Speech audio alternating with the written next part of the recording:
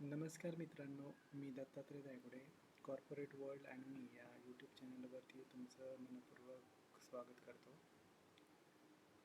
Challenge number 2 आपण without formula second मेथडनं ओपिनियननं आपण try करू. Second way of thoughts.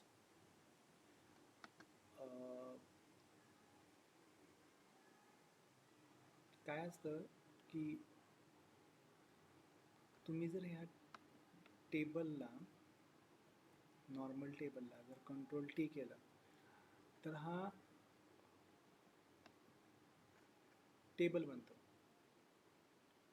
Dynamic table बनतो. हा ऑटोमॅटिक तुम्ही जर काही रेकॉर्ड ॲड केलं याच्यात, आता मी 7 तारीख केली याच्यात ॲड, 7 तारीख आणि काही कचोरी असं टाईप केलं, कचोरी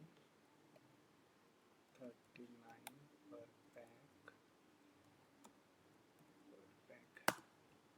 तर हे डायनॅमिक आहे, ऑटोमॅटिक होतं. हे ऑटोमॅटिक होतं टेबल जेव्हा तुम्ही नॉर्मल टेबलला डायनॅमिक टेबलमध्ये कन्वर्ट करता. तर अशा वेळी पीओ टेबलला तुम्ही फक्त रिप्रेस जरी केलं तरी तो ऑटोमॅटिक रिप्रेस होतो. तर काय करायचं, हा पाथ द्यायचा पूर्ण टेबलचा, टेबल 1 एक्झिस्टिंगचा पाथ आपण इथं घेऊ. Okay okay, same date, item name आणि सेव. पीओ टेबलमध्ये जातो आपण. इथं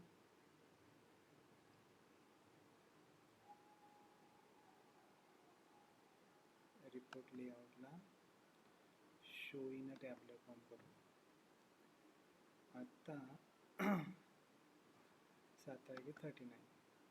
अजून एखादा रेकॉर्ड वाढवला मी.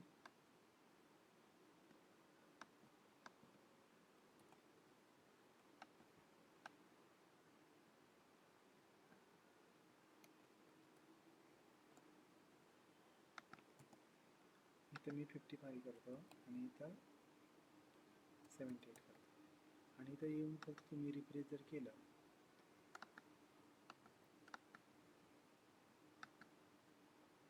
तरी रेकॉर्ड अपडेट होतात, विदाउट फॉर्म्युला आणि ती विथ फॉर्म्युला.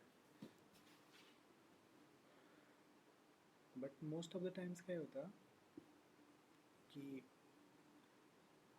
डेट तुम्ही नॉर्मल टेबलला डायनॅमिक टेबलमध्ये कन्वर्ट केल्यानंतर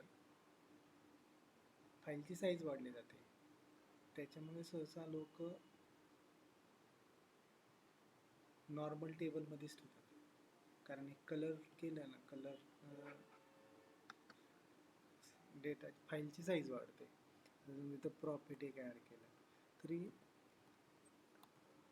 तो त्याच्यात येणार. इथं 550, 300, 900, इथं 1000, 500.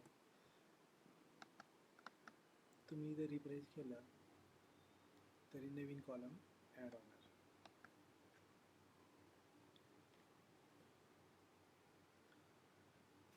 तुमच्या ऑर्गनायझेशनच्या रिक्वायरमेंटनुसार तुम्ही हे बनवू शकता. दोन्ही मेथड सोप्याच आहे. धन्यवाद.